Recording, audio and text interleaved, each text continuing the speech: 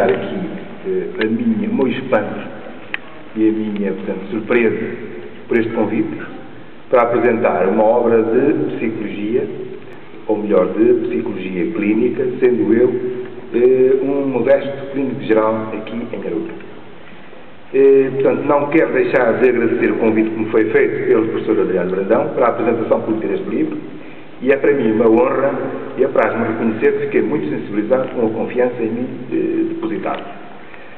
A problemática da sexualidade humanizada é uma obra que pretende, no fundo, dar a conhecer a técnica psicoterapêutica do autor, à qual ele associa o saber de experiência feito nas suas longas horas de prática clínica e é fruto da investigação científica efetuada pelo professor Adriano Brandão. A sexualidade humana está muito longe de ser perfeitamente compreendida. Os comportamentos e reações sexuais são diferentes de indivíduo para indivíduo, sexo para sexo, de cultura para cultura, de raça para raça, de credo para credo, de idade para idade, de estado psicológico para estado psicológico, etc, etc. No mundo, e em Portugal também, ou até mais ainda, a temática da sexualidade, o sexo, no fundo, tem tido, nos últimos anos, um grande relevo e merecido uma grande atenção, quer pelos mídias, quer pelas pessoas, pela sociedade em si mesmo. O facto de, ao longo da história, ter sido assunto tabu, rodeado de secretismo, proibido até em alguns casos, tornou o tema do dia-a-dia, aproveitado e explorado ao máximo pelo mercantilismo da comunicação social, da publicidade, do marketing, etc. Anúncios, canções, programas de TV, revistas, etc, etc.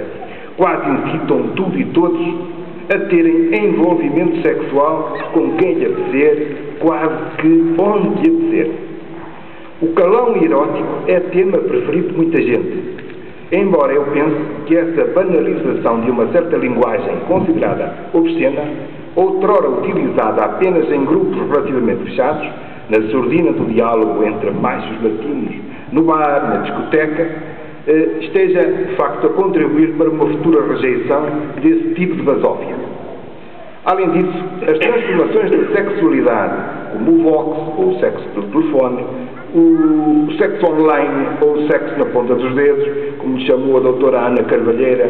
as velhas e novas castidades, por vontade, contra vontade e sem vontade, bem explicadas pelo conhecido psiquiatra e sexólogo professor Alan Gomes,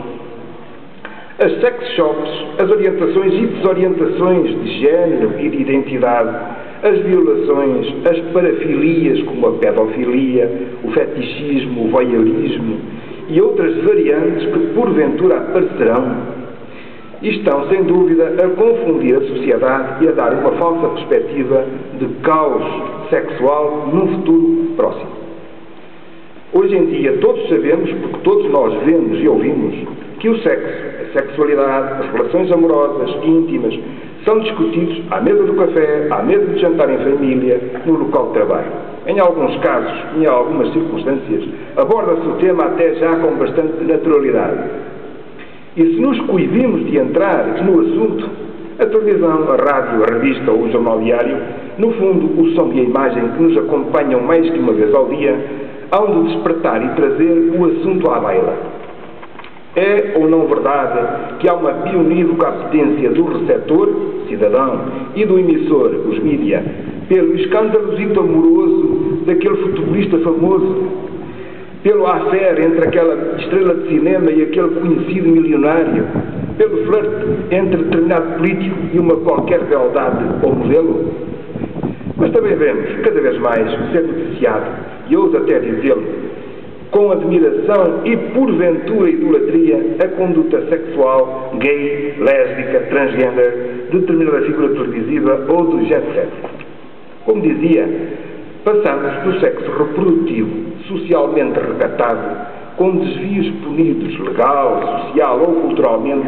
em que a procura do prazer, do ato, da diversidade de parceiro, de comportamentos sexuais ditos aberrantes ou desviantes,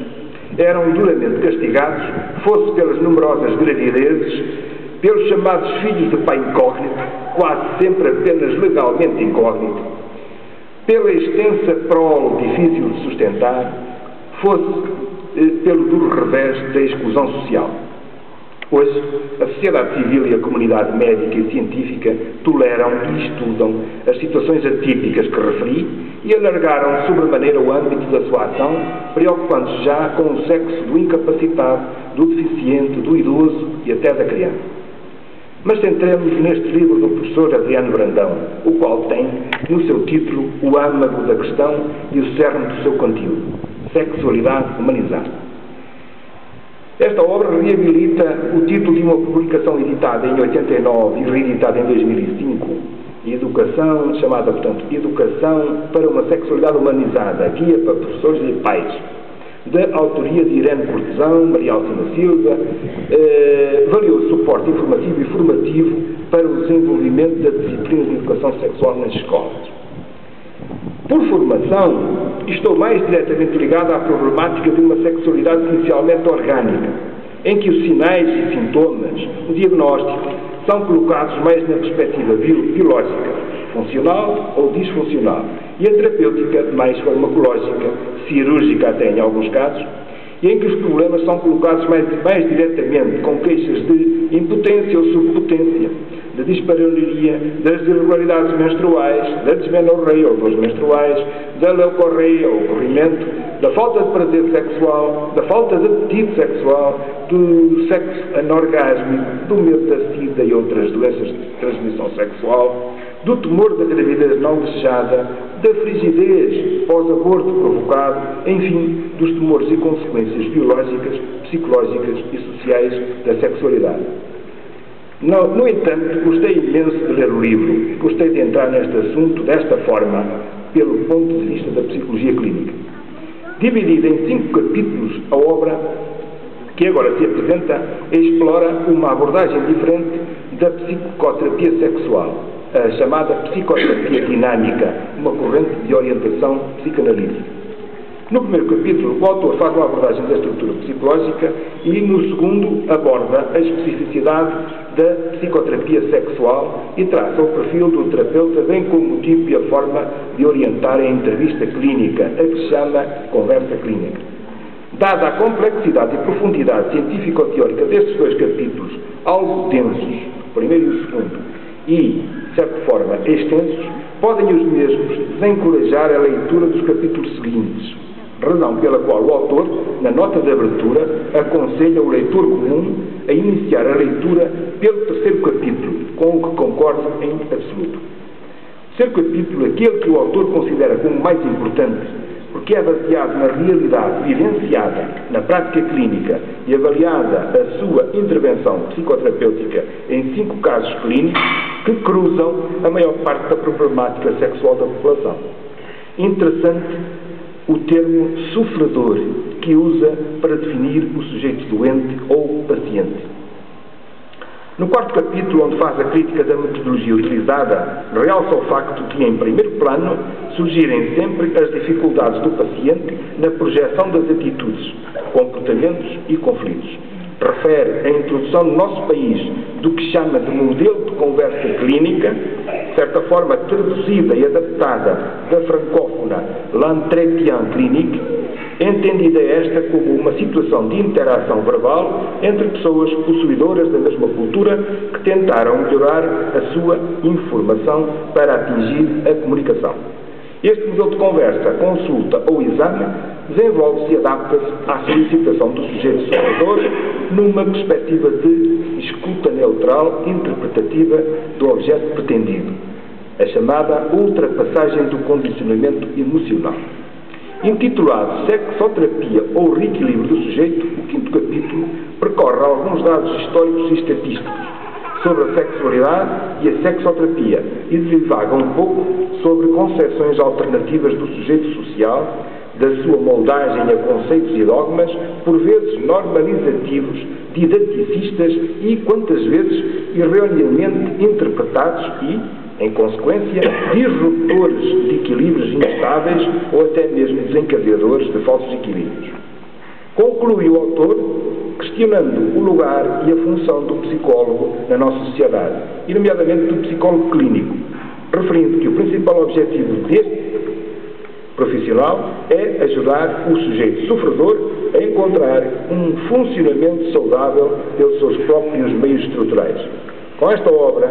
Adriano Brandão tenta evidenciar a teoria psicodinâmica do desenvolvimento da personalidade e dos estádios psicossexuais, recorrendo a uma exploração global da personalidade para compreender como funciona o sujeito psicológico na sua totalidade. As perturbações dos sofredores são aqui tomadas como rupturas de equilíbrios e o autor pensa que a reflexão clínica é o utensílio mais eficaz em sexoterapia. Eu só queria aqui dar esclarecer melhor o que é este sofredor. O sofredor é aquele doente que já correu seca e meca na tentativa de arranjar alívio para os seus problemas, para as suas queixas, e que se mantém permanentemente doente, sempre a sofrer. Por isso é muito interessante este termo sofredor que é usado nesta obra. É uma boa definição para este tipo de doente. Era isto que eu tinha para dizer. Obrigou-me a ler, o professor Adriano Brandão, obrigou-me a ler 248 páginas, salvo erro, a analisar essas 248 páginas para escrever um pequeno texto, se calhar maçudo, para ser aqui lido. Mas, de qualquer forma, valeu a pena. Muito obrigado.